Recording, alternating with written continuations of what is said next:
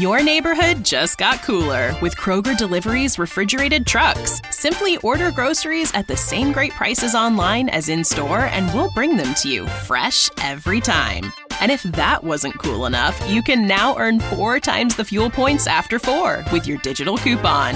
Choose a next-day Kroger Delivery time slot for 4 p.m. or later on Tuesdays, Wednesdays, and Thursdays. Must deliver by February 4th. Restrictions apply. See Kroger.com for details.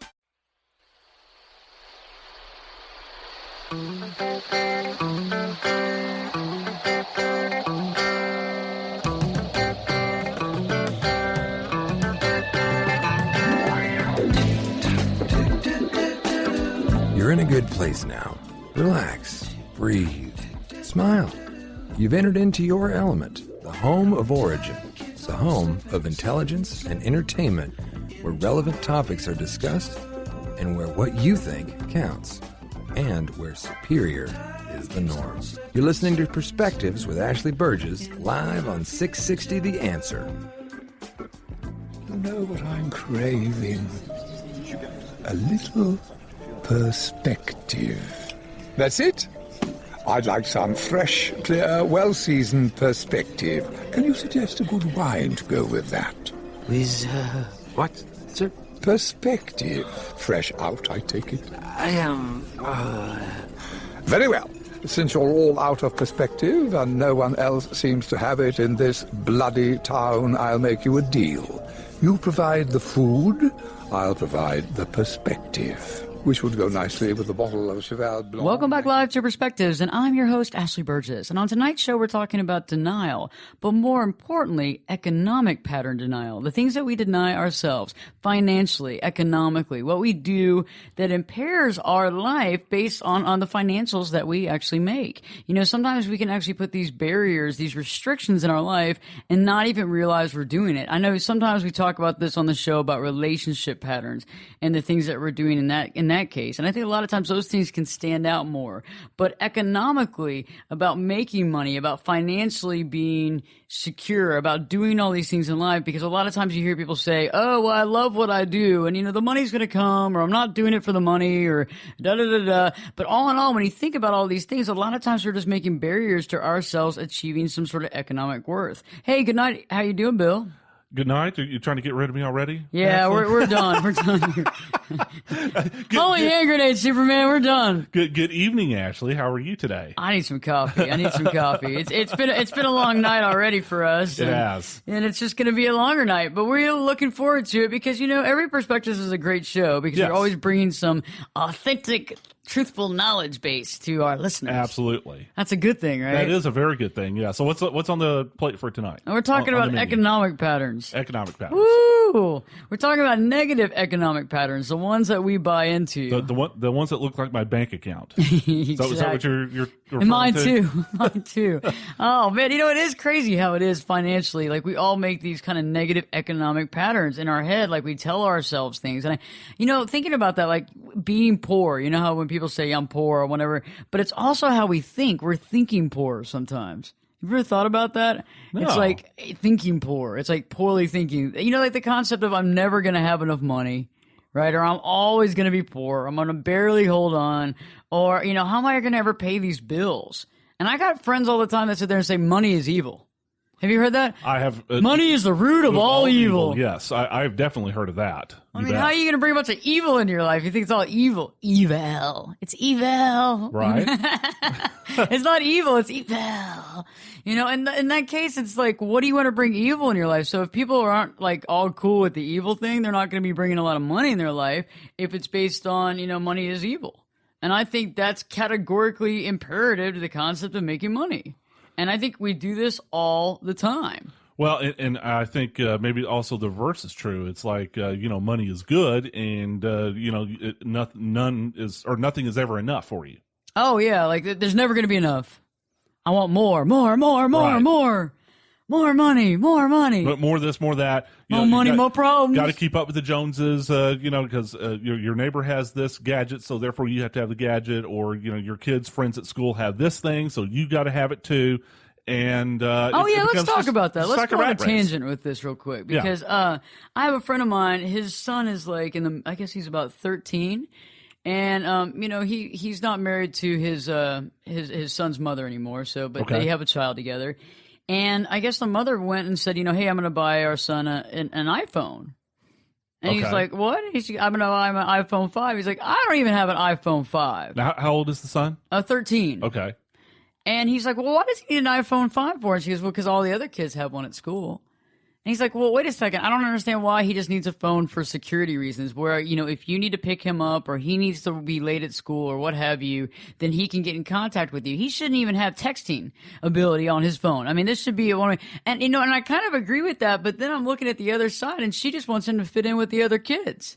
I mean, think about a bunch of 13-year-old kids running around with smartphones at the school.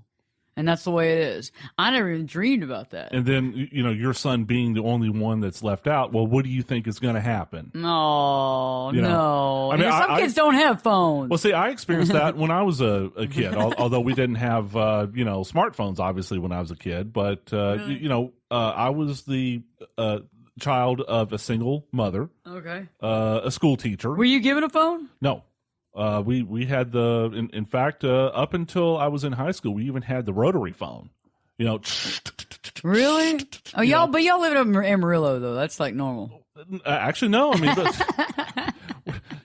we're not that far behind the times. Come on. We did get indoor plumbing my, the 7th grade year, but, God bless.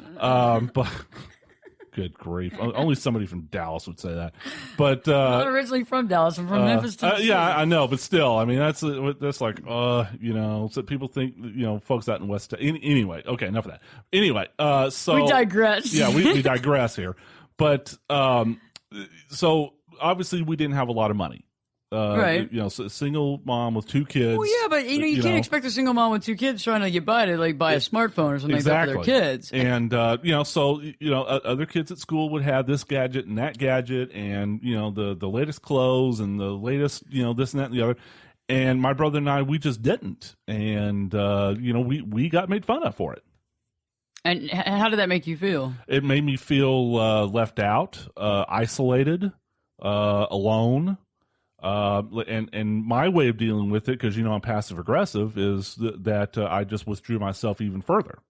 It's interesting that you talk about that because we're going to bring that up later on in the show because when you think about it in a child scenario, that's one thing, but think about that as an adult. I mean, adults feel the same way too. I mean, adult is just a grown-up kid. And, so we go through the process the same way. So if it's the phone, but it's not the phone anymore. I mean, yes, sometimes with some people, it is all about the phones. But you have the cars, you have the houses, you have the vacations, you have the trips, you have this and that, you have the recreational vehicles. What size is your bus? Do you have a big bus? Do you have a Madden Cruiser? You get to these levels where people are competing all the time against something.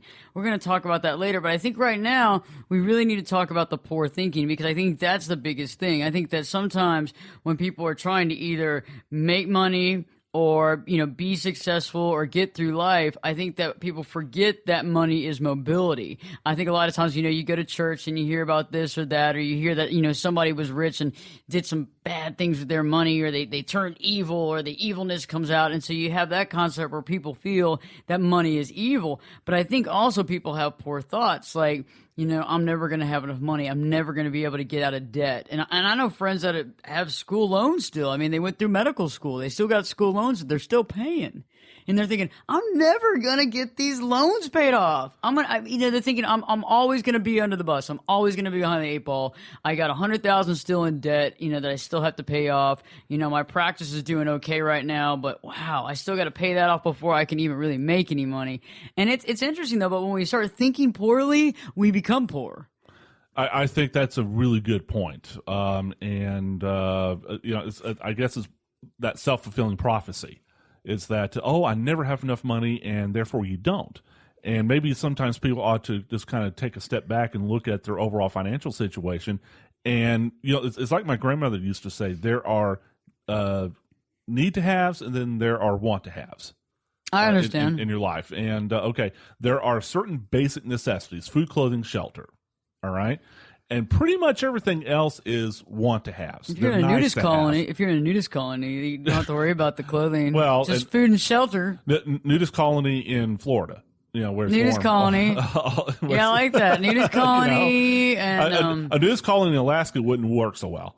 But that'd be rough. Yeah, no. I don't want to see that. They're going to do a reality show on that, I bet. I man. don't doubt that for a second. Remember that? And if they do it, then I want a royalty. Remember that Naked and Alone? Or that reality show Naked and Alone or something like that? Is it Naked and Dating or Naked and Alone, I think. Yeah.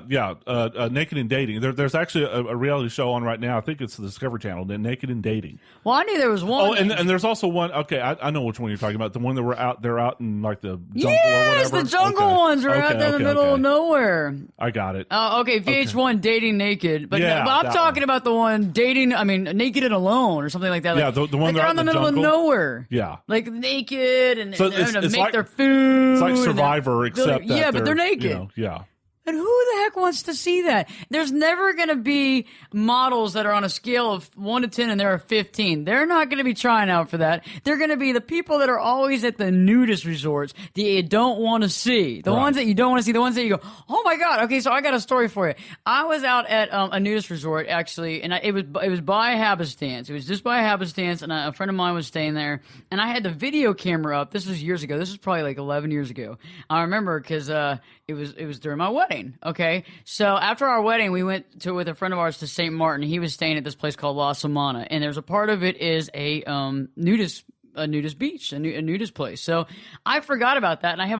At Kroger, an annual Boost membership just got even better. Now you can choose from Disney Plus with ads, Hulu with ads, or ESPN Plus on us when you sign up. Plus, enjoy unlimited free delivery, double fuel points, exclusive offers, and free items. Sign up for a Boost membership today. It's an easier way to save, including new streaming options to relax with while we deliver your groceries. Kroger, fresh for everyone. Restrictions apply. See site for details. Got great ideas, but no idea how to build a website? Get Bluehost. Their AI design tool creates high-quality WordPress sites super fast. Whether you're a blogger, influencer, or launching a side hustle, Bluehost helps boost your growth with built-in marketing and e-commerce tools. Upgrade to cloud to get 100% uptime and 24/7 security to stay online all the time. Why wait? You've got the vision. Make it real. Visit Bluehost.com to get started. My video camera up the whole time, and I'm videotaping all this stuff, and I'm videotaping the whole drive-in, and I'm videotaping all around, and I'm videotaping the beach scene, and I'm in the restaurant. We're about to order a pizza, and so I was like, I'm gonna go to the bathroom, and I'm videotaping because I had a new video camera. You know how that is. It's your new toy. Yeah, you videotape everything. Like I didn't videotape myself in the bathroom, okay? Right. But I went all the way to the bathroom, and all of a sudden this large man that fills up the entire screen. Okay, now this is a family show. I got you. I'm not talking about anything else. I'm just talking about his size as far as a man is concerned. In other words, his physical being. His physical being. Okay. And I was like, and he just smiled and looked at me and waved. Oh my gosh, I'm so sorry. And I put the camera up, and I refused to ever use that camera until after that trip. However, they're never gonna put like the hot people up there. No, they just don't do it. So you have these people like scrambling by. And have you ever seen people like try to like open even a can of like carrots or anything like that when they're naked? I mean, my God. And then you got these people like leaning over a fire and a stove trying to cook things, and it's not sexy at all. It's not good looking. It's something I don't really wish to look at. Which is why I don't watch them anyway. I don't watch them either, but I mean, I wanted to talk about it a little bit. So, you think about money is evil and the poor thinking is an issue, but I want to kind of relate this to something else. What if money wasn't money? What if money or our currency wasn't these bills? What if it was acorns? Would acorns be evil? Think about it. What if money was coconuts? What if we were on an island somewhere and the financial currency was coconuts? And those coconuts bought you what you needed. Would coconuts necessarily be evil? No. And I think sometimes we lose sight of what money really is, because money is really mobility. It's the ability for us to buy goods and services.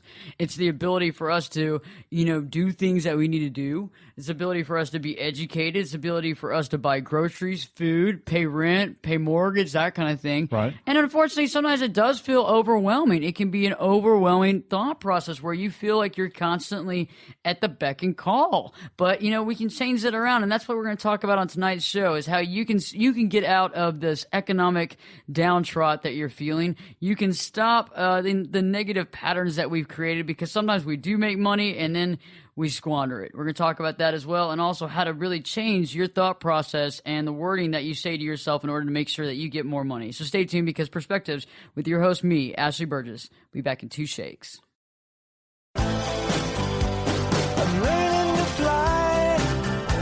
Turn it up and jump in the deep end on Perspectives with Ashley Berges. The water's warm and there's a swim-up bar. A glass of perspective, anyone? Now, here's Ashley.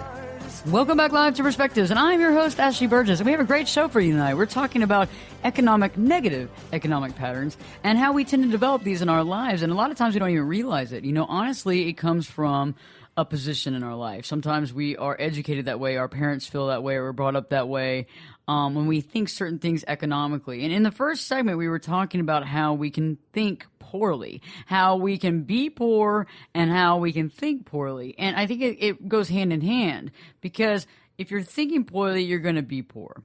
And a lot of times people say, I'm barely holding on, or I'm not going to be able to pay these bills, or the opposite of money is the root of all evil. And I know that we've all heard that being said around us, that money is the root of all evil. And guess what happens when money is the root of all evil? In your mind, you don't make a lot of money. Or guess what? You make money, but you hate it. You think it's an awful thing, so you try to give it away, you try to get rid of it. But most of the time, you avoid it like the plague. And right before the break, Bill and I were talking about the concept of acorns and how what if acorns was the currency? If money in the currency instead of the bills, what if the currency was instead of that, what if it was acorns? Think about that. Would that be so evil?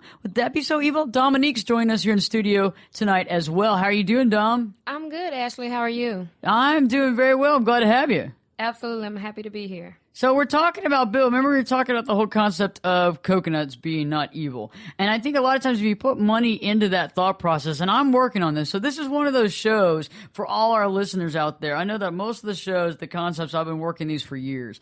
This is a concept that I've just started working on in my own life, and I'm actually doing it right now. So everybody that's listening will start doing this with me at the same time, too. So think about it. Coconuts aren't evil. If I had my own private island and the economic, currency was a coconut, nobody can say that's evil.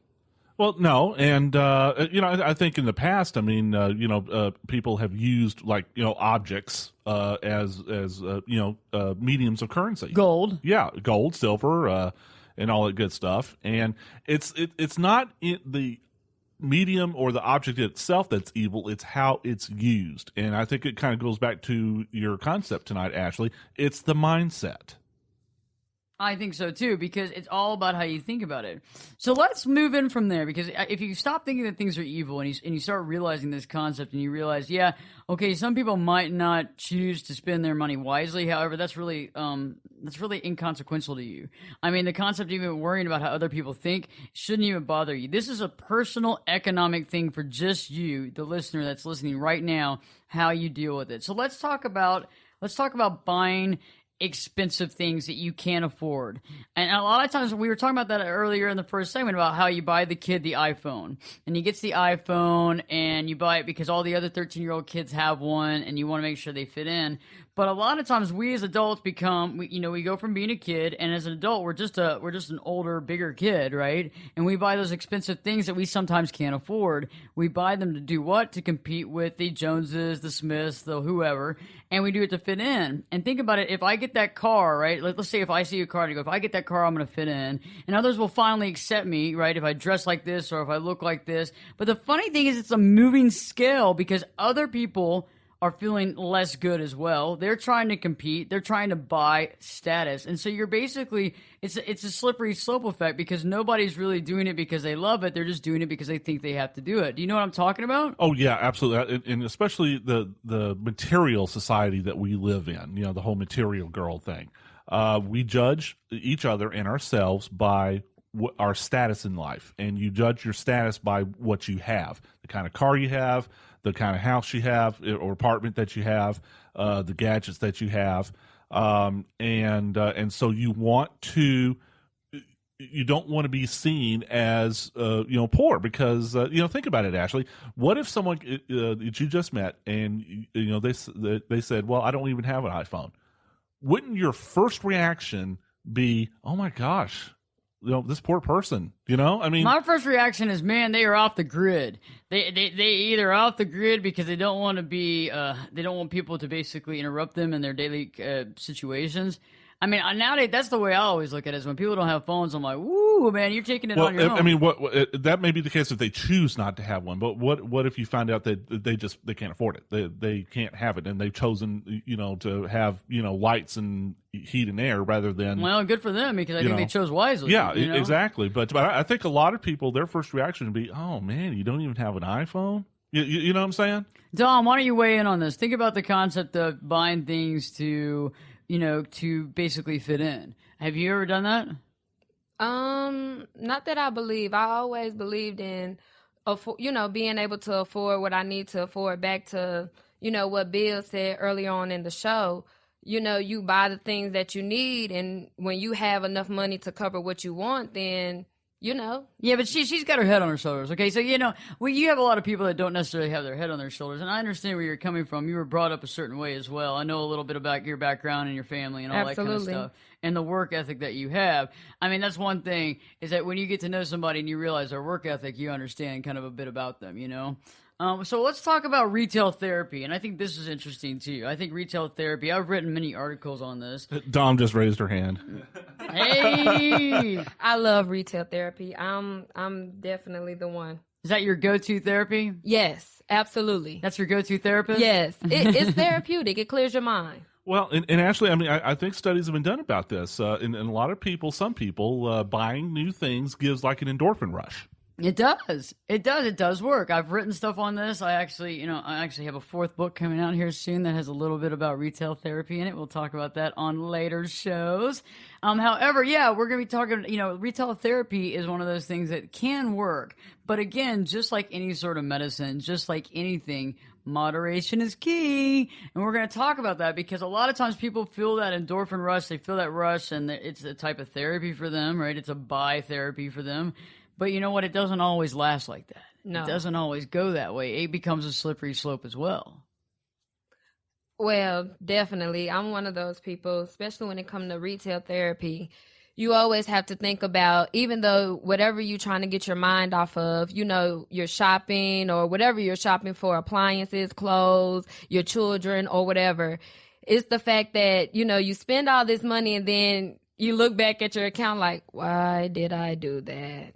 Yeah, because it doesn't feel good. I mean, like the whole payback, the whole concept, and it's a very good rush in the very beginning. What happens with retail therapy is this, for everybody that's listening. The first 3 times you do it, you get that rush. You buy something, you get the rush, you take it home, you're very happy about it. You continue on this high. Eventually that high goes away. Okay, so then you have another problem that takes place or another stressor in your life, and you go and you do the same thing. The thing is, this time, yes, you get the high, the same thing happens, but it's shorter. It's a shorter life form. Like, it's a shorter, basically, it's half the time that you had the high the first time you have the second time. It sounds like a drug. I know for anybody that's listening, you understand what I'm saying. It's just like any sort of drug. It's just like alcohol. It's just like anything else. And I think people can get addicted. Haven't I seen news reports or studies where, it's like Shoppers Anonymous or something like that? Oh yeah, people can totally get addicted to this. It's an addictive type of thing and that's how a lot of people get in debt, is because they want to. At Kroger, an annual Boost membership just got even better. Now you can choose from Disney Plus with ads, Hulu with ads, or ESPN Plus on us when you sign up. Plus, enjoy unlimited free delivery, double fuel points, exclusive offers, and free items. Sign up for a Boost membership today. It's an easier way to save, including new streaming options to relax with while we deliver your groceries. Kroger, fresh for everyone. Restrictions apply. See site for details. Feel bad, so instead of going to a therapist or talking to somebody, they buy stuff. Absolutely. I believe that shopping is what you would call a scapegoat for a lot of people. I'm one of them. My mother is the biggest shopaholic I've ever met in my life. Anytime she's stressed, instead of, how some people run to food, some people run to exercise, she run to shopping. And, eventually, when you like going back to looking at the account, you sad about it. But at the same time, how do you cope with something that's making you feel so good during that adrenaline rush? Oh, that's a good question. And that's true about retail therapy, is that a lot of times, in the beginning you have that rush, and then again you do it again, you have a rush. But what happens eventually is there's two sides to it, two sides to the coin. One side is that eventually you realize that the rush isn't overpowering the fact of I have to look at these credit card bills and I have to deal with this debt on a constant basis and I'm overwhelmed and I'm stressed out. The second part is that this can actually become an actual certifiable addiction. And there are people that do have to go to therapy, that do have to seek counseling for it, because it's like gambling. It's like anything else. Sometimes no matter the height of the debt, you can't get out because you keep doing it because you just keep needing that rush, and you need it so bad that you don't care about putting yourself into financial harm. You don't care about putting yourself into debt. And so that becomes a big collision at some point in time. So some people do have to actually seek actual real treatment.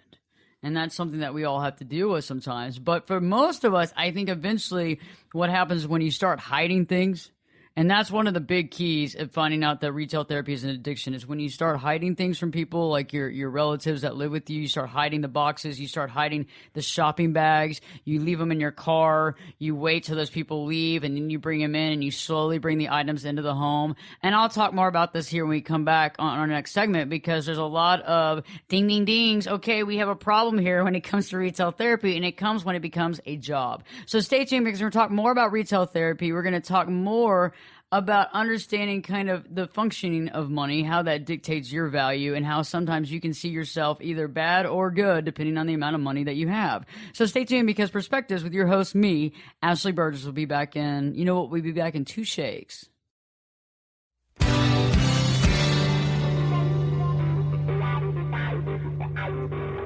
This is Jake Busey, and you're listening to Perspectives with Ashley Berges on 660 The Answer. The galaxy is here! What do you mean here? Galaxies, hundreds of millions of stars and planets. How's it here? You humans, when are you gonna learn that size doesn't matter? Just because something's important doesn't mean it's not very, very small. How small? Tiny, like the size of a marble or a jewel. Now, if you'll excuse me, I gotta be walked before my flight. All right, get out of here. Welcome back live to Perspectives, and I'm your host, Ashley Burgess. And on tonight's Perspectives, we're discussing economic patterns, the negative economic patterns that we create in our own mind and for our own life. And earlier we were talking about, you think poor, you are poor. A lot of times that we think we are poor, we think we are never going to have enough money. We wonder if we're ever going to be able to pay these bills. And a lot of times that does converge to the fact that we financially don't have the money. And, a lot of times people also think, hey, money's evil. And so sometimes in that case, if you think money's evil and you're not somebody that likes to have evil things around you, then guess what? You're not going to have a lot of money because money's evil. And so the way that we think about things literally impacts our economic situation. We were also talking about, buying expensive things that we can't always afford just to compete. And I think we've been doing this since day one. And I remember when I was in high school, right before college, and had a car that wasn't that great. It was an older model vehicle, and I remember it was in the 1980s, and it was an okay car, and it had about 150,000 miles on it. And I remember, going to college, and, the first school that I attended, it was like everybody had quite a bit of, well, not everybody, but a lot of people had quite a bit of money. And I remember driving that car around, and it was like this old Datsun, and we called it the Silver Bullet. And that thing, that thing I remember those. Remember those? Now, the hatchback. Dom doesn't remember it because she's, let's just say she's considerably younger than you and me, Ashley. But I can remember it. Remember the hatchback? No. Okay, yeah, I know you don't get it. Yeah, okay, she don't know. Everybody that's listening tonight always has friends around them that are always younger. Don't you love that when you're like, hey, didn't you love so-and-so? Like, for other people that were older than me, be like, didn't you love Leonard Skinner? And I'd be like, who's Leonard Skinner? They'd be like, And then now it's like, yeah, don't you remember Michael Jackson? They're like, no. But I can always Google to find out. You can, but there's always somebody younger in the room. That's what it means. Yeah, exactly. And then you're like, yeah, back when I was your age, Back when I was your age, when Michael Jackson sang Thriller. I was going to say, cool. yeah, Dom, do you remember, Off the Wall and Thriller? Okay, I did like Off the Wall, and I love Thriller, so yes. But do you remember when he first came on MTV? I don't even remember that, though. Well, no, absolutely not. See, I can remember when, I think she's alive. Those things first came out. She wasn't even around. Her parents hadn't even she's done it yet. still a twinkle in her mother's eye. So let's jump off that for a second because we're about to get into different grounds on that one. I can already tell. I was already going to a different direction. This is a family show again. So let's talk about retail therapy because I know Dawn was actually you were pretty much talking about how your mom might have some sort of a Absolutely. retail therapy addiction.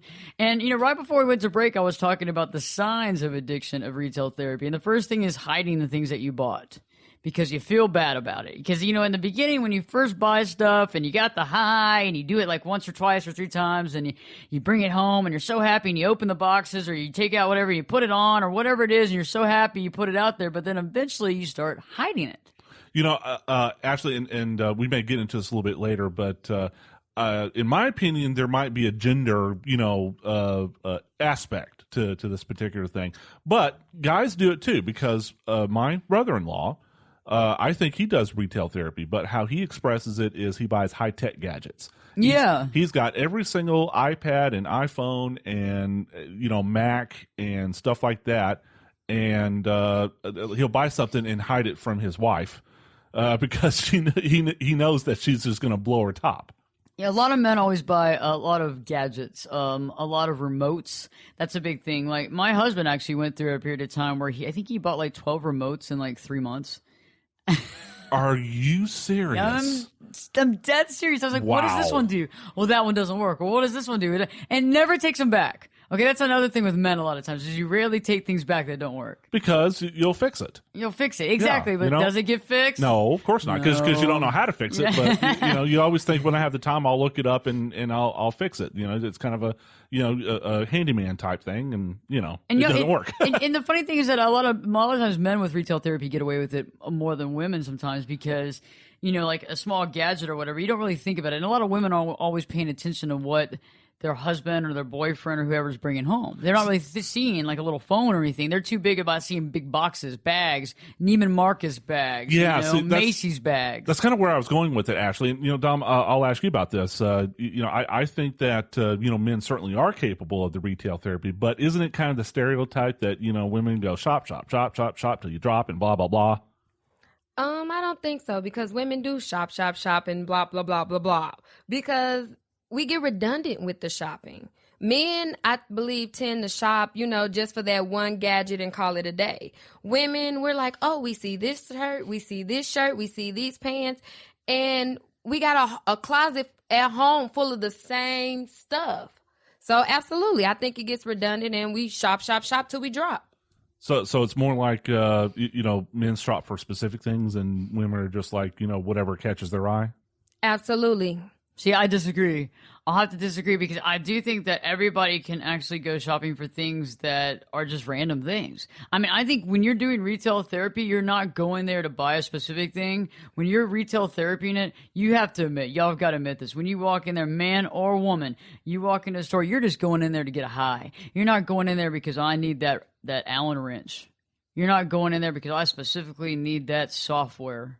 You're not going in there because I specifically need those work boots. Those are specific reasons why you go shopping because I need these work boots for work or I need this shirt for whatever. Or maybe it's like, you use the retail therapy and you use something specific as an excuse to get you in the store in the first place. Oh, well, then you're being, now it's conniving, though. Now it's a bit conniving. I needed this new piece of software, but gee, while I'm here, Well, that's different, too. I mean, that's kind of also last minute deal. Like, when you go to the stores and you're, like, checking out, especially at, like, the kind of like the Fry's, that kind of, the kind of the micro center, type stores. I always like how they have, like, the aisles and aisles of stuff all the way to the checkout. Like, you see all the stuff, and it's like you have all these little toys and gadgets and things, and then you have all these candies and all this sugar stuff, and you're thinking, well, it's like the last minute things you want to get. I'm so guilty of that. I would stand in line forever and just shop and just get the candy, get the flashlight, get the diary, get whatever they have in line. Right, the flashlights too. I mean, how many flashlights do you need? But you know what? That is something that you get. You go, I got to get this. Oh, look, and it says it lasts for 1,000 hours. Well, even at the grocery store. They always have the chocolates. The candy, of course, at eye level where the kids can see it. Mommy can have that. But also and I've always thought this was sexist. They always have the tabloids right there at the checkout stand. Why is that sexist? Because, women read tablets. I don't read them. Well, okay, you. I do. I want to know what's jeez. going on, when it's going on, how it went down. See, I don't want a desire to read that. So maybe you don't, but I think that I have seen many a man opening one of those. Well, you open it just because you saw something. Oh, maybe I haven't seen many a man. Maybe I've seen one guy. That's it. I saw one guy at a Kroger once. Okay, once upon a time, many men I've seen, and now it's all of us. Yeah. So going back to retail therapy, I mean, if anybody you know, or specifically anybody that's listening that thinks that they might actually have a problem, the biggest alerts when you have a problem is when you start hiding the things you buy. When you start hiding the things that gave you the rush, that's a key symbol to the fact that you might have a situation. And a lot of times, I don't know about y'all, but for men, not so much, but for women, they will actually hide the shoe boxes in the trunk and wait. And then for the next day when their husband's out of town, they'll bring 2 shoe boxes up. And then the next day, they'll bring 2 other shoe boxes up. And eventually, those shoes will eventually merge into the closet for weeks before the shoes will actually be worn. And that is so true. And for everybody that's listening tonight knows exactly how the clothes sneak into the closet. They kind of like the plastic bags or the covering bags come off of it slowly. And then the actual pieces merge back into the flow. And eventually you wear that. And then finally your husband or your boyfriend or whoever goes, wow, that's a nice shirt or that's a nice dress. I like it. Oh, yeah, I've had it for a while. I've had it for a long time. So, Ashley, do you think that people are living beyond their means to please their satisfaction? I do think so. I do think that in order to fill that void, and I think that people do it all the time with food. That's a good question. Food, alcohol, people do it all the time to fill a void, and also with sex. But just as much as those 3, retail therapy, shopping does fill a void for a lot of people, and it can really get out of hand. And they're feeling this void because they're missing something. They feel like they're missing something. They feel like they've at a loss for something. And a lot of times that can equate to they're unhappy with their lives. They can have stress in their lives that's overwhelming. They can be in a difficult marriage. They could have difficult children that they're dealing with. They could just be upset at work and not enjoy their work environment. So there's so many different things. It could also be there could be some sort of clinical depression there as well. There's different levels of the gamut. It just depends on where you're at. Well, and actually, maybe we can talk about this after the break, but it's like you said earlier, it's a drug. And I think that people react.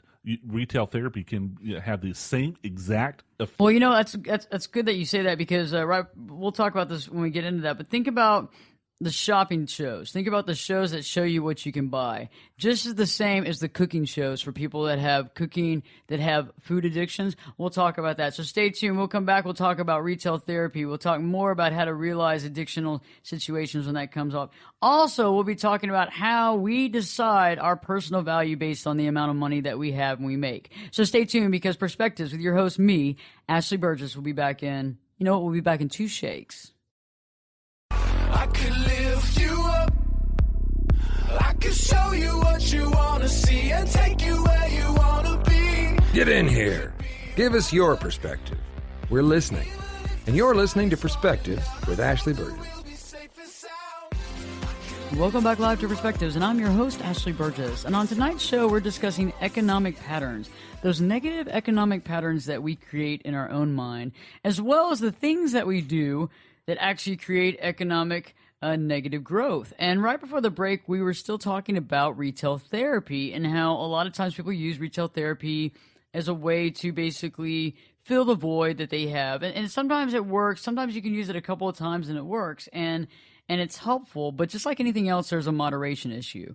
And, a lot of times people use food, drugs, sex, whatever to fill the void. However, when it comes to retail therapy, that's something that people use a lot of times to fill the void as well, but can get out of control. And right before the break, I was talking about how when you realize that you actually have a problem is when you're hiding the boxes for women, when they're hiding the shoe boxes, when they're hiding the clothing, when they're hiding all this stuff in the car and waiting for their spouse or their boyfriend to leave the house in order to bring the stuff back into the closet. Well, I think men do it too. You do? Yeah. I mean, like I said, my brother-in-law does that.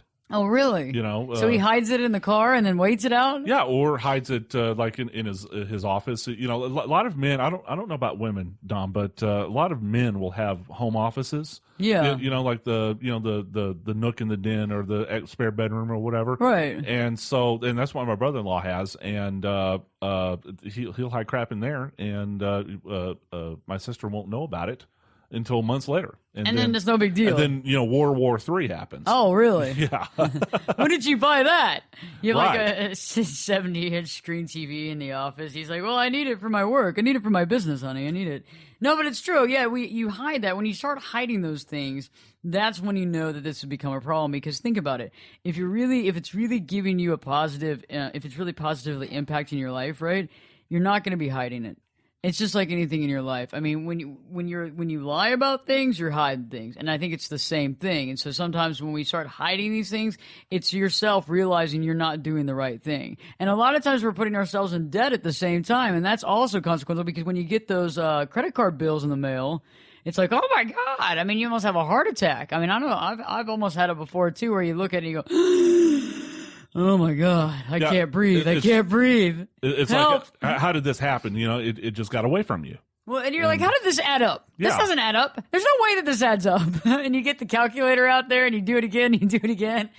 And sure, hell, it adds up, and that becomes an issue. So I think that anytime people deal with that, that's something that you probably want to see a therapist for, or a life coach or a counselor. But also, you can get out of it on your own too, if you think about it. Because when you realize that what you're doing to try to fill the void isn't filling the void, you got to figure out what that void is. What is the void? What are you trying to fill? Is it because you are angry? Is it because you're depressed? Is it because you're dealing with stress in your work and in your life? Is there something that you can pinpoint as the reason why you're doing this? Because if you can pinpoint that, you can begin to change whatever that is and figure out how to make that better instead of basically taking a pill or putting a Band-Aid on it, which is which comes in the form of a Neiman Marcus bag. So basically you're saying to getting it to, how can I put this? For you to say, to have that scapegoat or whatever, or shopping or whatever, that you're trying to fill that void with, how do you stop it? Like, do you go find another scapegoat? Do you find something that's better for you? You have to figure out why you're doing it. Because the whole point is that you're doing this for a reason. The reason why we do things, the reason why we fill voids, the reason why we escape is because we're escaping something. You have to figure out what you're trying to escape. And you have to be honest with yourself. You have to consciously wake up to say, what is it that I don't want to deal with in my life? What is it that I don't want to face? What is it that I'm upset about it? And what do I need to do? And it really comes quite clearly when you do some soul searching. Some people call it prayer. Other people call it meditation. But also it can be just stopping being busy for just a second and realize what is it in your life that you're unhappy with. Because you're definitely unhappy. I mean, the last person that I saw that had extreme retail therapy, you know what they were dealing with? They were dealing with getting off of alcohol. They were an alcoholic. They had gone through rehabilitation, and they had not had a drink. What they ended up doing is they ended up taking alcohol, getting rid of that, and adding retail therapy. So every time I'm on the phone with them, they're telling me about how they're waiting for another package from FedEx. And I'm thinking, every day you have a package from FedEx. Every day you have a UPS box, and every single day you're getting new stuff in the mail. Who's paying for this? What's happening? And then all of a sudden I pointed it out to them. I go, what is it that you are missing in your life that you keep buying? And they're like, well, I just want to get my job back. I'm upset because I don't have a job. I lost my job back before I had to go in through rehabilitation because guess what? I screwed up. I messed up on the job. I got, written up, and then I was fired. And so I said, well, then that's what you need to be doing is looking for a job. And once they got a job, all of a sudden the shopping stopped. They were just trying to fill that void of time and that void of feeling like they weren't good enough. Ashley, I keep coming back to this. The process you're describing to me sounds exactly like somebody who gets on drugs and then is rehabilitating and getting off of drugs. It's very true. Yeah. It's an addictive behavior, and it is a drug. And there was one other thing I forgot. Yeah, so the other day I was actually waiting on some food, and they had the cooking channel on, and they had 6 different TVs, and they had a cooking channel on, and this cooking channel was on, and they were cooking all kinds of crazy cherry encrusted in crepes with the chocolate sauce and the champagne, and I'm thinking, Sounds good. It sounded good, but I was like, diabetes. You're making me hungry, by the way. just so you know. Diabetes, here we come. But anyway, I was like, oh God, there's so much sugar. And then another channel was another cooking show, and then another channel was a buying show.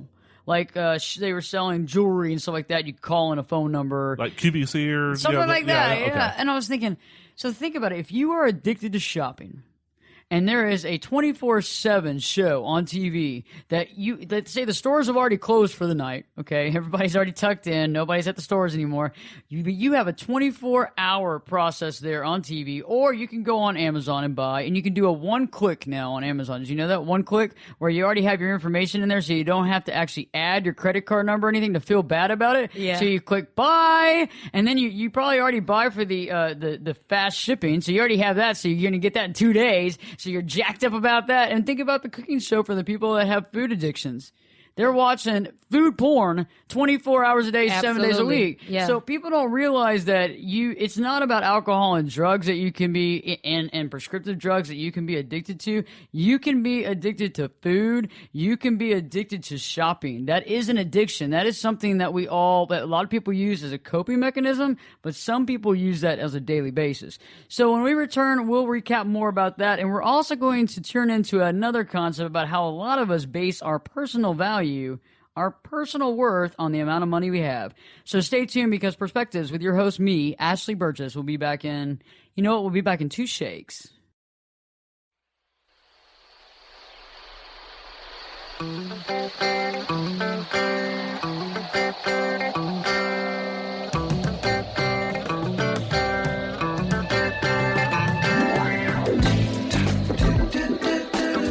You're in a good place now. Relax. Breathe. Smile. You've entered into your element, the home of origin, the home of intelligence and entertainment, where relevant topics are discussed and where what you think counts, and where superior is the norm. You're listening to Perspectives with Ashley Berges, live on 660 The Answer. Welcome back live to Perspectives, and I'm your host, Ashley Berges. And on tonight's show, we've been talking about negative economic patterns. Those negative economic patterns that you actually contain in your own life, the ones that you agree to, the ones that you actually might even facilitate without even knowing. Earlier in the hour, we discussed, how we buy expensive things to keep up with other people, as well as how sometimes we can have those poor thoughts and actually can maintain a poor economic standing based on the way that we think. Now, recently we've been talking about the concept of retail therapy. And, retail therapy is one of those things that sometimes can really help in the beginning. It can help with a few things here and there when you're just needing a little pick-me-up or a little boost. But later on down the road, guess what? It becomes a full-fledged addiction if it's not checked. Just like alcohol, just like eating, just like drugs. And the thing is that it's hard to get away from. I mean, think about the person that's rehabilitating from drugs. You're not going to find drugs anywhere around. You're not going to go to one store or another and find drugs. You actually have to go to a dealer to go get the drugs, right? I mean, so it's not just like hanging out on every street corner. Think about the other concept is that if you have retail therapy, you can walk into any store and buy stuff.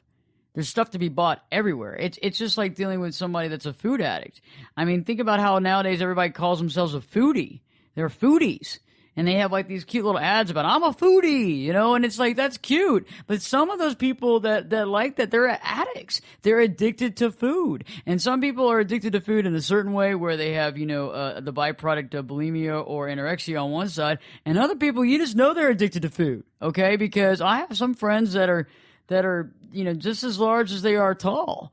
And it's because of food. They can't say no. They have an addiction to it. And just the same as retail therapy sometimes. I mean, you can go in, makes you feel good one time, and the next time, it's not as good. And the next time, it's like a half-life, and the next time, it's a half-life off that. And you're having to buy all kinds of stuff just to try to keep up with that high you had a year ago when you first started it. And I think, Ashley, that just like with what we think of as drugs, you never get that same high again. So you always try to go more and more and more to try to get that same high that Yes. you got that first time. So in context of our show tonight, you got that high buying that neat little gadget or item of clothing or whatever. So if some is good, then more must be better. And I think that's the vicious circle that people get caught up in. Yeah, you get caught in a cycle. Like, for example, a guy goes out and buys a gadget, and he gets a high, or the woman buys a dress or what have you, and then you just keep continuing that. And just like anything else, the first time you experience something, it's very interesting, no matter what it is, because we're human. We have experiences, and the experiences that we have, especially when they're new, it's like, woo, that's really neat. I mean, think about when you were a kid and you saw things for the first time, and think about how cool that was, and then eventually you just didn't care anymore, and so I think that's what life's about. And so when it comes to retail therapy, you have to really look at yourself, and if you are dealing with addictive qualities of the behavior, you need to realize why is it that you're doing that. And I think that first off, you need to realize what is it that you're trying to fill. There's either a void, you're obviously missing something, you feel like you're missing something in your life, or you're actually covering up some anger and resentment possibly too. And that can all stem from, relationships or work and internal. And so you have to actually analyze yourself and figure that out. Well, yeah. I mean, and I think that putting the mirror up to yourself, we've talked about this concept many, many times, Ashley. A lot of times we don't like being introspective. We don't like putting the mirror up in front of ourselves. We don't like what we see. So we, so to speak, self-medicate. That's so true. In this case, we're self-medicating by buying stuff and getting that endorphin high. And, oh my gosh, I don't want my significant other to find out, so I'll just hide it. And I'll come up with some excuse for why the credit card bill is so high. And it's just a vicious cycle that I think it takes rehabilitation in the sense of addiction. And you shouldn't have to worry. And the thing is that sometimes, people get rehabilitation because somebody else catches them. And this is something that you hope that you catch yourself. I mean, because I've been there before. I mean, if I go back to several years back, there's been cycles in my life that I've had some issues in my life where, I was trying to fill a void, and I did that by shopping. And I did. And I know this very well because I was one of those people that would hide shoeboxes in my trunk. Okay, I've done that. I've been there. I understand it. I've done it. So by doing it and understanding the process of it, I remember in the beginning, I wasn't hiding anything. In the beginning, I would show off whatever I got, and I was so happy about it. But then later on, as I did it longer and longer, I actually got to the point where while I was there buying the actual items, I would start feeling bad right then. So the high was already over. The high was over when I was trying the shoes on. But as the credit card came out of my purse, and as they were saying the grand total is XYZ, all of a sudden the high had gone from a high to all of a sudden I was going down low thinking, oh my gosh, what am I going to do about this? And I actually was able to stop myself by the last time I did it, I bought a pair of really, really expensive boots. And there's just no way. It's kind of like when you think about cars and pricing and you go, how could somebody drive a car like that and take the risk of having an accident or getting hit in a car that expensive? I mean, who would actually buy a car and put it on the street like that? Well, that's how I felt like about these boots. Who would actually wear boots like this? And I'm not going to sit there and talk money, but for me, it was a lot of money for me. And so I literally brought that pair of boots home and I looked at them, and I must have opened the box about 5 or 6 times. And I looked at them and I held them and I put them back in the box and I said, you've got to go back and return these. This is time for you to go back. You're not going to get any pleasure off of wearing these things because you're hiding them as you're bringing them in. And that was my come to Jesus conversation with retail therapy. When I had to walk back in the store, and I waited a few days because I was a little embarrassed. I didn't know what to say. I didn't know how it was going to come off because they knew it was the right size. They saw me. I tried it on right in front of them. I can't just say, oh, you sent it to me. It's the wrong size. And so I just went in there and I just honestly said, hey, I was buying because I realized what it was. And I figured out what it was that I was dealing with, and I brought it back. And that was one of the last times that I've done that. So, Ashley, how do others cope with filling that void? Because you looked at yourself and you stopped yourself from, filling that void. So as for others, like I can talk about myself. When I was depressed or going through a certain type of stress, I was the food person. I love food porn. I ate all the time. I gained weight. I just constantly, kept feeding my face. And eventually people actually pointed out to me and said, hey, something's wrong with you. You need to go seek help. So for people who don't notice and constantly, consistently, fill that void with whatever scapegoat that they have, how do you stop yourself? Because a lot of people, including me, somebody had to point at me and tell me that something was wrong with me because I got so in depth with what my issue was and, my scapegoat. I was like, oh, hey. I understand exactly what you're saying. I actually went through a food process too. There was a time when I ballooned up quite a little bit. And the reason why I did that was because my dog Dolce that I'd had for years, he was my companion, when I was swinging single. And when I went through a lot of treatment with him, and there was cancer, there's all kinds of stuff. And at the very end, it was very painful for me. And it was a rough time. And I was starting to gain weight toward the end of his life, to the decline of his life. And I didn't realize that I was eating because of his about to be death. Okay. And so I was basically filling the void of realizing that he was going to die. When he finally passed on, and this can apply to a lot of different things for people. When he finally passed on, I started eating even more. Okay. And then that's when I realized, one, I had been mourning his death up even before he died. And for me to sit back, and I just literally, it was several days of crying. It was several days of going through a process. And I will love that dog for the rest of my life. However, I had to realize that the reason why I was eating at that time was because I was sad of the loss of my dog. I was sad that my companion, after all these years, was going away. And I think sometimes you just have to identify, what is it that I'm trying to take my mind off of? Because that's what you're trying to do. I mean, when you go in the kitchen, or you go and you start eating and you're making food, or if it's, if you're going and buying stuff, wait a second to figure out, what is it that I'm trying to cover up? So it's a self-realization, Be honest with yourself, because, right. If you're not going to be honest with yourself in the sense of retail therapy, you're going to go in such debt that I've seen some people do some really bad things when they get into debt. Right. When they get into debt that's over their head, some people start thinking about suicide. Right. Some people think they got to end it because there's no way they're going to be able to pay this back. So it's like you get in over your head even more. So it's like, stop now while we can try to, take you out of the wreckage instead of trying to unbury you alive. And that's what happens. But yeah, you know what, Dom, what you need to do is that people need to honestly just take a second and realize what's been going on in my life, or what am I trying to avoid? Would you necessarily call that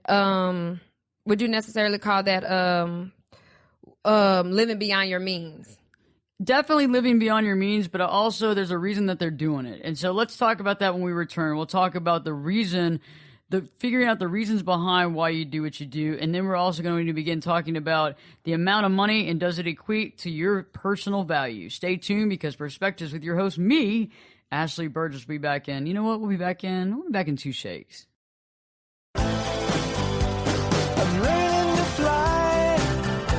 Turn it up and jump in the deep end on Perspectives with Ashley Burgess. The water's warm and there's a swim-up bar. Glass of perspective, anyone? Now, here's Ashley. I got really good ideas. I believe it. I know. I'm right. I listen to you. You have great ideas. I just try to go with the flow, Good. Go with the flow. Yeah. Go with the flow. No, I got to get out of the flow. Well, then get out. I'm in the flow. That's what got me here. I'm 26 years old. I got nothing to show. You're young. You're so young. My papa, Yeah. He didn't make Master Tinker until he's 490. Welcome back live to Perspectives, and I am your host, Ashley Burgess. And on tonight's Perspectives, we've been discussing negative economic patterns. Those negative economic patterns that we actually create in our own life for ourselves. And a lot of times these patterns are created sometimes when we were a child. We listen to our parents tell us about how, they're never going to be able to pay their bills, or how, they're going to be poor. They don't know how they're going to cover the rent. And a lot of times that can project on us. Also, sometimes we always want to keep up with other people that seem to have all the latest gadgets, all the latest things that seem to make their life so awesome. And that's just from an outside perspective. However, a lot of us are trying to climb that social ladder, and in the process of climbing that, we're going in debt.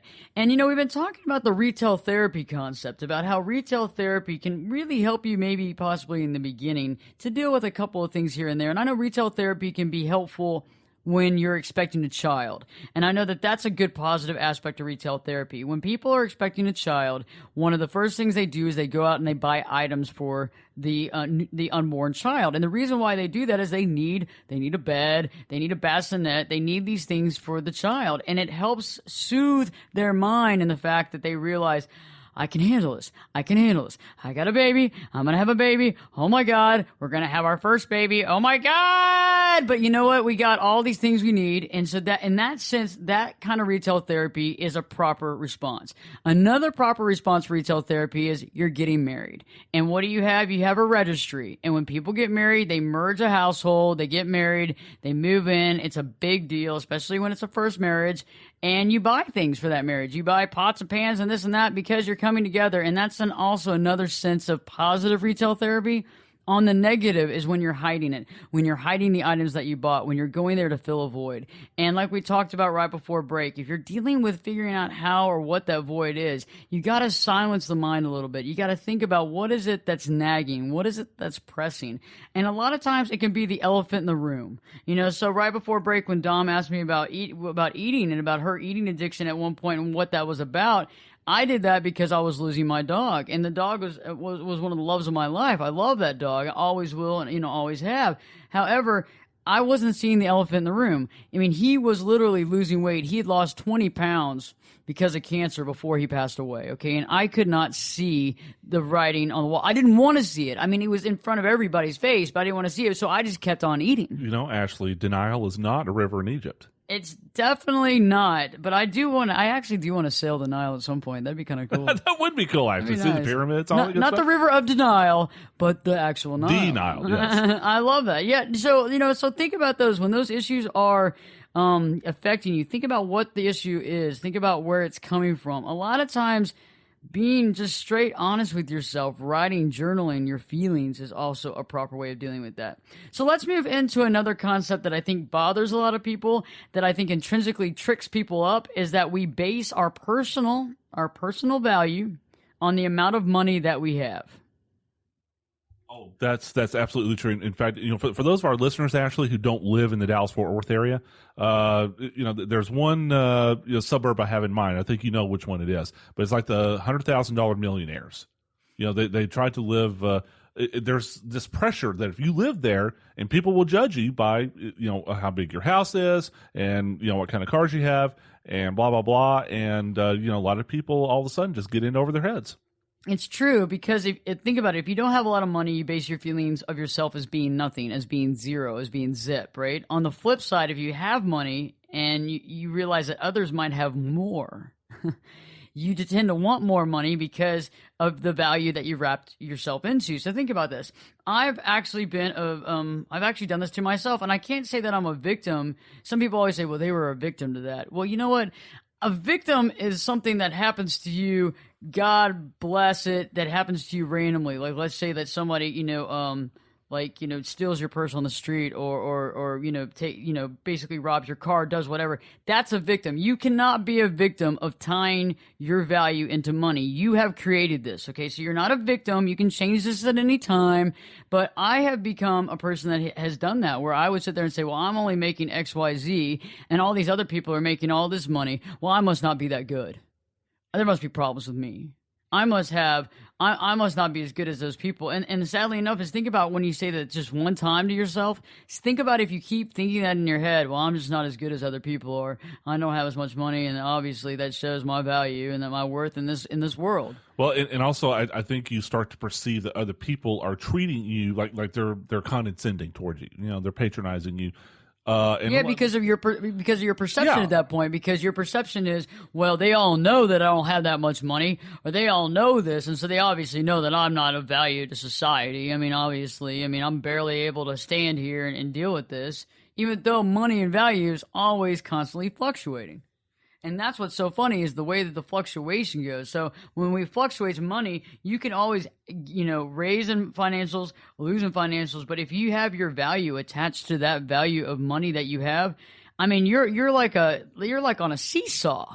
Think about that. You're on a constant seesaw because if you value yourself based on money, you're never going to really be happy with yourself. And if you are, you're going to be manic because you're going to go from one high to one low based on what money you have in the bank. You know, and I've known people like this, Ashley. I think you have too. It's that I know a person who is very well off. Okay, house, suburbs, a really good house too. Wife, kids, good cars, can jet set on vacations, and he's still miserable because it's never enough. He always thinks he has to work harder and work harder, spend more hours at the office, and it's just sad because they get locked into that scenario. It's a cycle, yeah. But think about, on the flip side too, people that are constantly trying to do better in life. And I think a lot of times people that do a lot of social work, people that really try to help community processes, people that really try to help the underdog. I mean, people that are really out there for the children. What about teachers that we have too? There's some incredible teachers out there that make very little money. And the sad thing is that if they were sit there and value themselves based on the amount of money they have, how are they going to be teaching kids correctly? They're going to think, well, man, I'm not worth anything. I got no value. And, I feel that way sometimes too, because it is interesting how some of the people with the greatest amount of value, Mother Teresa included, some of the people with the greatest amount of value, they breed, they give the greatest amount of value back, how they tend to have the least amount of money. And I think that's a very interesting thing. However, I don't think that Mother Teresa sat there and believed that she wasn't good enough. And I think that's something that we have to put into perspective.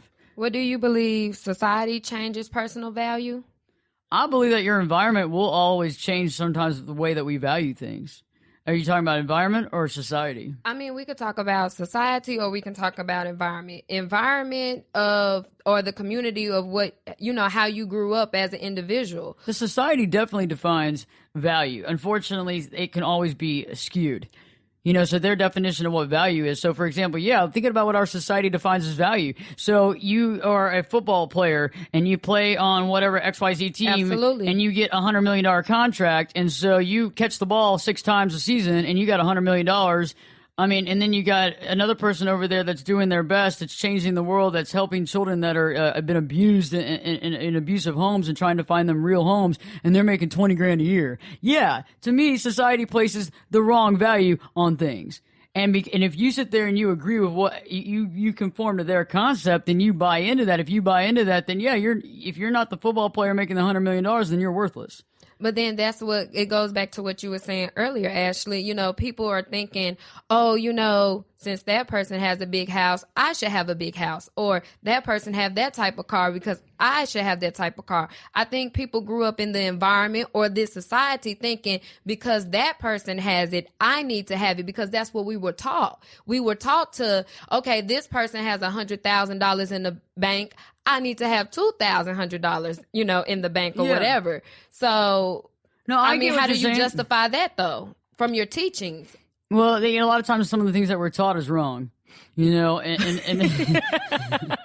that's one way to put it. Absolutely. Yeah, a lot of things that we've been taught and that we've been told is wrong. Yeah. And sadly enough, we do center our life around things that we're told, and most of that stuff has about zero amount of factual evidence. And somebody could have a great house. And this is another concept too that I think is interesting that kind of sustains involved with this. Is there's a couple of movies written about this, but think about it.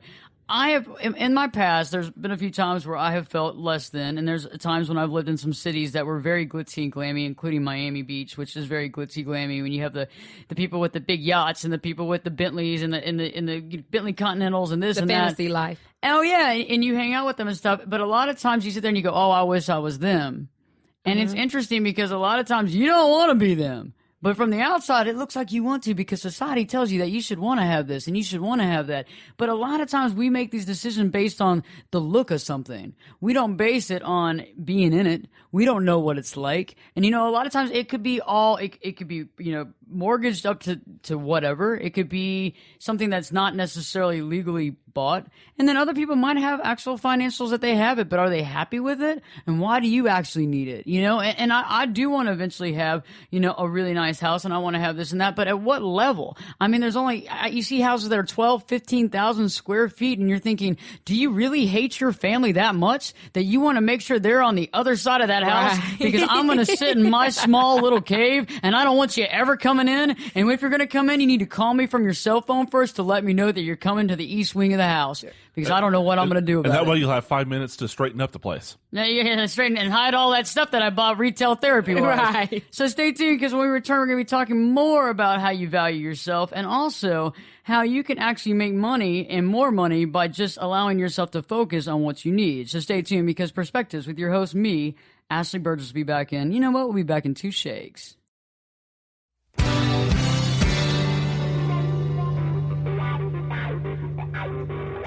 This is Jake Busey, and you're listening to Perspectives with Ashley Burgess on 660 The Answer.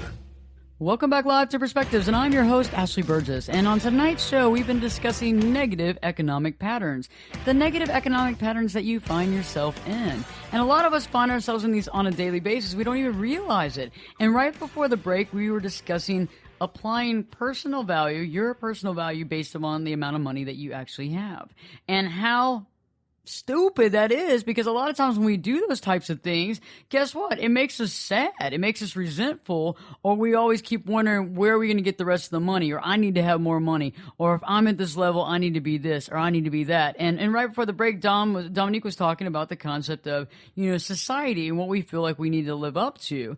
And I think that sometimes we make snap judgment calls on what we're supposed to have. And I really think that money really needs to be more of ability and mobility. And I think that a lot of people see it as having all this glitz and glam, and that's fine. If you can afford that and that's what you want, that's great. However, I don't think that you should ever place your personal value on it. Even if you have $100 million and you value yourself today and you say, wow, I'm the greatest person in the world because I have $100 million in the bank. Guess what happens? Tomorrow, if you lose $100 million, what do? Do you go kill yourself? Because you have no value anymore, because you're worthless. You have nothing. So that's what I'm trying to say, because a lot of people can sit there and say, oh, well, if somebody doesn't have a lot of money, well, it's not that big of a deal if they place value on it. Well, a lot of people do great things in this world and don't have a lot of money in the bank to show for it. And sadly enough, those same people might feel also a little low on their self-esteem because of the way the society makes us feel. Ashley, I wonder if one aspect of this, or one cause of this, is that, okay, maybe the person doesn't feel that good about themselves, okay, low self-esteem, so they want to have possessions that other people will say, wow, in other words, they want that respect, that adulation from other people, because maybe the material things are just a symptom of it. Maybe what they're really craving is that respect from other people. Respect and love and acceptance. And acceptance is really, I think, what you're getting at. And I agree with you completely. I mean, think about that. I know a lot of people out there that are very, very unhappy people. And God bless them. They're very unhappy. They feel not loved. They don't feel very happy. But they sure to hell will have a certain car and be driving a certain way and show everybody their house and their cars and everything else, because they find value in those items. They don't find value in themselves. And honestly, I mean, most of the people I know that do have value don't need to sense and find it in an item or a thing. And I think that's interesting. I think one of the biggest key signs to a lot of things, besides, and let go of older grandmothers that like to wear all their jewelry, because some older grandmothers like to wear every bit of jewelry they own because they never know if they're going to ever wear it again. But think about when you see women that are in their mid-20s, early 30s, and they wear every bit of jewelry they have, all the diamonds and everything. What is that saying to you? That's not saying that they're secure. Okay, it's all about the diamond. It's all about the bling, because they want everybody to see the diamond. It's not about them anymore. Well, and also, and again, the point I just brought up, it's maybe it's not necessarily how they feel about the diamond itself. It's they want other people to say, look at that diamond, or look, You're oh my so gosh, lucky. That's so pretty on you, and my gosh, that must be expensive. How much did your husband spend on that? I'm being real stereotypical now, but like Dennis Quaid in that one movie. Yeah, how much did that set you back there, Clark? Yeah, the National Lampoon. Yeah, but I mean, so maybe what they're really wanting is people to kind of people's adulation. Their attention. There you go. And they want to be the big guy on campus. Like, I had a friend of mine that had a boat, and I'm not going to say names or point fingers, but they had a boat on a lake, and that particular boat happened to be the biggest boat on that lake. And, it's rare to find a boat of that size, a 52-foot yacht on a lake. And the thing was is that he had the biggest boat on the lake, and everybody talked about how he had the biggest boat on the lake. And the thing was is he stood out, and he got all these friends. And, yeah, he was a nice guy. However, he wanted to fit in by having that boat. Think back, Ashley. This will a perfect example. Back in your English high school class, The Great Gatsby. Okay, That's exactly what we're talking about. That book is exactly what we're talking about tonight. This dude who wanted to impress this girl so much that he bought the biggest house in the Hamptons, the finest car, and the ritziest stuff. And at the end of the day, he committed suicide because he couldn't buy her love. It didn't bring him happiness. Yeah. And the sad thing is that he was looking for happiness. He was looking for love outside of himself. And he was trying to buy all these things to get her attention. In the end, it didn't happen because she didn't love herself, and there's no way she could love him. And he didn't love himself either. And that's what's so crazy about it, is that we're all looking for love. And again, in all these wrong places, buying stuff isn't going to get you love. Buying stuff isn't going to get you happier. It's just going to take a minute away from you realizing the real key issues. And I totally agree with that. The Great Gatsby is a good example of when things get really out of hand economically. Let's talk about one more thing before we go on our next segment, because I think this is so important. I've been working on this personally. Okay, you have to believe you can make money. You have to believe that you can. You can do what's needed to make money. You can allow it into your life. And I think for some people they're on a different train, and some of these people won't even equate with what I'm talking about. And some people listening tonight will understand exactly what I'm saying. And it requires you to stop the negative self-talk, because a lot of times people that feel like they're kind of always on the edge or kind of always just getting by, but they're working really hard and they're trying and they're doing something. And a lot of this happens for people that are doing what they love. They're doing a career that they love, not necessarily the career they can make a lot of money in. They're not like out there doing certain sales rep or pharmaceutical sales, whatever. They're doing what they love. And in the process, they feel negative talk. They give negative talk because they're not making the kind of financials that society dictates, as well as they'd like to see something more, and they value themselves a little bit on their finances. And I think that I've been creating this structure for years, and now I'm kind of setting this whole concept up that it's the time that you're looking for others, who want to get involved and do stuff like that. And so think about it. When you're dealing with negative self-talk, whether it's I'm never going to have this or I'm financially not going to get this, you have to basically reprogram your mind. And I think that a lot of times when people have gone through school and maybe gotten another degree or several degrees and re-educated themselves and gone back into the workplace to do what they love, that's one of the biggest things that you have to reprogram. Is you've reprogrammed your life. You know what you love. You know what you're happy with. You know what brings you happiness. You know that you are happy. You know that you have all this. But at the same time, you still have that division in your head saying, well, I'm never going to make enough money to make this a go. I'm always going to be scraping and scratching. And I think that I think a lot of people listening tonight, I know everybody in this room knows what I'm talking about, because you feel like, when is it ever going to happen for me? But I think sometimes you have to move those negative thought process. And a lot of times we move them in certain aspects of our life, but economically we don't. Economically, we hold on to these things that we think are true. And like Dominique was saying earlier, it's about society. But what about the stuff that's been drilled in our head for years upon years? You're never going to make this. Like, think about this. If you do what you love, you're never going to make enough money. And I know that a lot of people's parents said that, you need to go to school and do this and just figure out about how to make money, and don't think about doing this because you're never going to make any money. And so you forget about what's going on in your head when you were a little kid, and all of a sudden now you're in your 30s and you're doing what you love. And subconsciously in your head, you're telling yourself you're never going to make any money. Absolutely. I can use myself for an example. Coming straight out of college with a 4-year degree from a university, you're thinking, oh, wow, I have a passion for this subject, and, I'm going to aim at the job. You get the job, you have to start at the bottom, and it doesn't pay well. But, coming out of college, you have bills. So then, of course, that negative process start to, play in your head like, okay, do I really want to do this? Is this what I'm looking forward to? Dealing with, the passion that you love. And unfortunately, you have to stick in it if it's something that you love and just climb the totem pole. But at the end of the day, I can see why some people change their minds, because money is a factor. Money is a factor, and you can make it, but a lot of times we're told that we can't. And you're right. And sometimes we sabotage ourselves based on this. Sabotage, and that's what we're doing right now. Is in your mind when you're sabotaging yourself, like I do it. And I've been working on it right now. I've been working on it for like the last few months, and so I'm constantly working on it. But people will sit there and say, well, you can do this, and you can create that, and you can create this, and they say mentally and philosophy and all these different concepts that I have, they go, you knock it out of the park. But when it comes to certain economic things, you're over there thinking like little like dimes and nickels over here. Right. And I don't even realize that. Right. I don't realize it. And so they say, what do you think you're going to get? You're going to bring to you what you expect to get. Yeah. And I said, well, I'm happy with just covering this. I'm happy with just covering my bills. They're like, well, if you're happy with just covering your bills, then you're just going to only cover your bills. So that's cool. And I'm thinking, what? Right. What do you mean? You mean I can think about more? And So what do you mean? Listeners and I, continue to push forward where we're like, okay, we love this path. We're gonna keep climbing till we reach the goal we need to.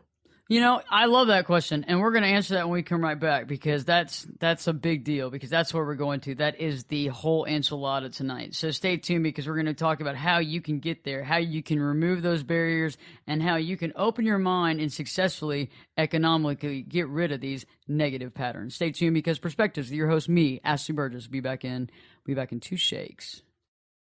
I can lift you up. I can show you what you want to see and take you where you want to be. Get in here. Give us your perspective. We're listening. And you're listening to Perspectives with Ashley Berges. This is your last chance. After this, there is no turning back. You take the blue pill, the story ends. You wake up in your bed and believe whatever you want to believe. You take the red pill. You stay in Wonderland, and I show you how deep the rabbit hole goes. Welcome back live to Perspectives, and I'm your host, Ashley Berges, and we've had a great show for you tonight, and we've been talking about how to remove those negative economic patterns and how to actually stop the negative self-talk that we tell ourselves about where we are financially and how we feel about ourselves. So right before we went to break, I was talking about the concept of negative self-talk, about how we talk our way out of basically financially having financial success. And I do it myself, and this is something I'm working at, because I've had people actually point it out to me and say, if you continue to just want to cover your bills, you will just continue to actually cover your bills. And I go, what do you mean? And I was like, that's a bunch of hogwash. That sounds crazy. I go, so I'm just supposed to say that I'm going to make $1 million next year, and I'm just going to make $1 million? And they're like, well, you need to start thinking bigger than covering your bills. And I realized I was thinking, okay, so I think big in every part of my life except for economic. I just don't. I haven't ever felt big. I've never thought big about it. I've never thought about it without having all these barriers and lines and things you can't do and things you can. And so the first thing I would say about eliminating the self-talk is reestablishing your thought patterns. You got to reestablish these thought patterns and get rid of the old and outdated. And how you do that is it's almost like a broken record we've talked about in the past about your personal broken records that you have that are based on things that you think about yourself. Those negative self-talk about yourself, like I'm not good enough, I'll never be happy, those kind of things. Well, they apply to economic patterns as well. Ding. They apply to economic patterns as well. And by doing that, it's cool because you can realize, okay, it also applies to how I make money. Do I make money? And if you can reprogram the fact that it's not, I'm doing what I love, so therefore I'm not going to make money, or I'm never going to get out of debt. If you can reprogram that and say, I'm out of debt. I'm out of debt now. I'm going to make money this year by doing what I love, and I'm not going to put a constraint on it. I'm not going to say I'm only going to make this amount of money.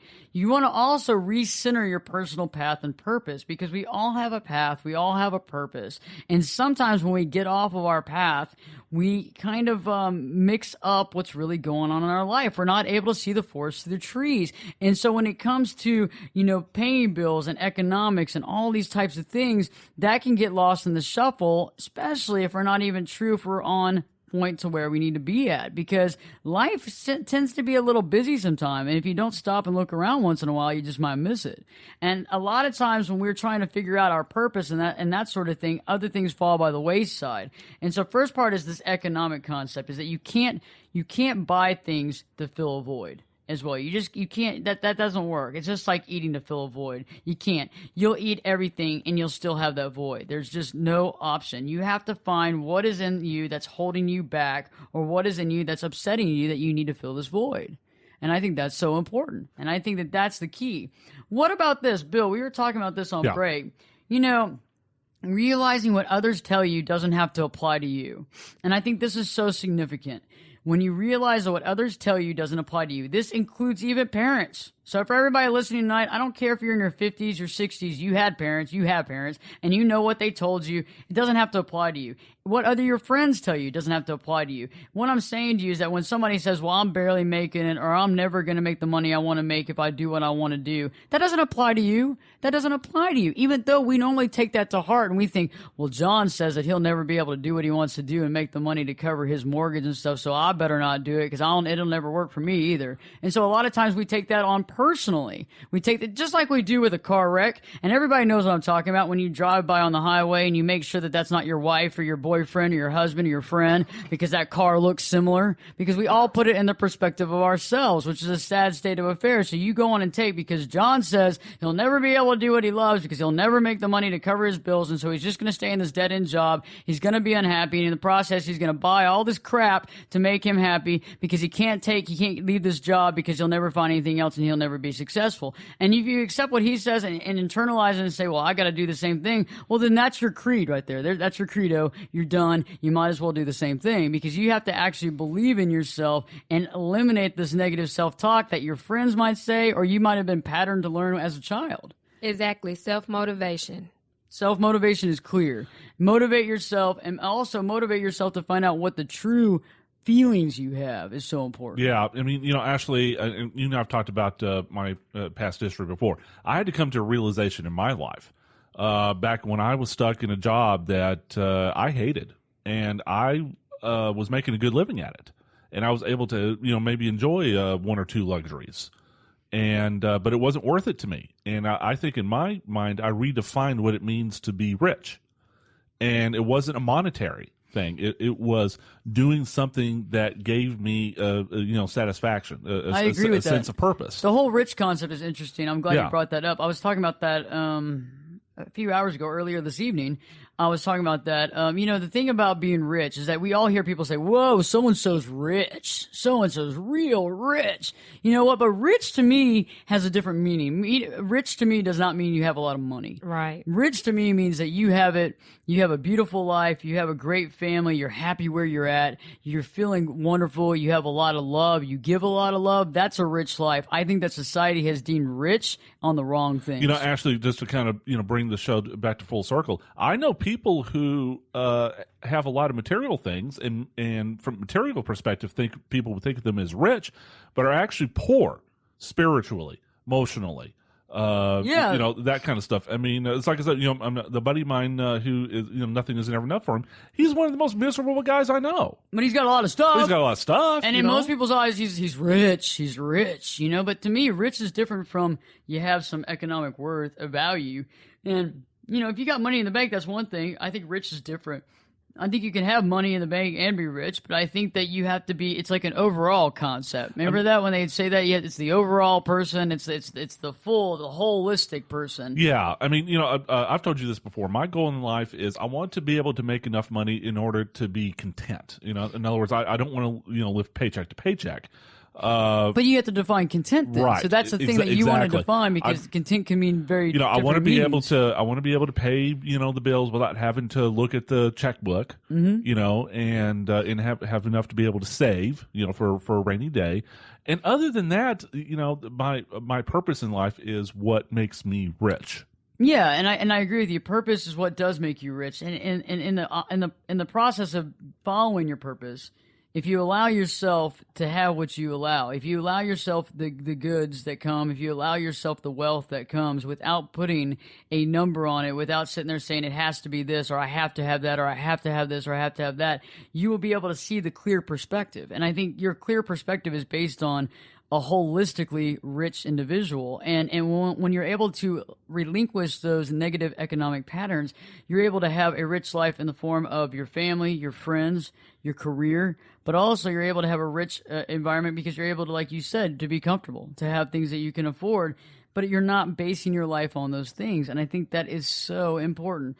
So, I think we had a really great show tonight. And if you take anything from this show, it's about clearly seeing yourself, clearly understanding what you're doing, what you're creating in your mind, the barriers that you're creating in your mind to having economic freedom, as well as those things that we create in our mind to not look at the real issues. So a lot of times we see one thing as the real issue when it's not. So sit tight, try to figure out who you are and what's going on in your mind, because I think that that's going to create a better life and a richer life for you. So good night from Dominique. Have a good night, everyone. Thank you Bill. for having me. I'm sorry, Dominique. I was going to say, she did a really nice job tonight, don't you think? I think she's awesome. Yeah, she is awesome. We need to have her back sometime. We definitely will. Besides that, she makes the room prettier anyway. Almost. That's my line. Oh, thank you. Right. That's my line.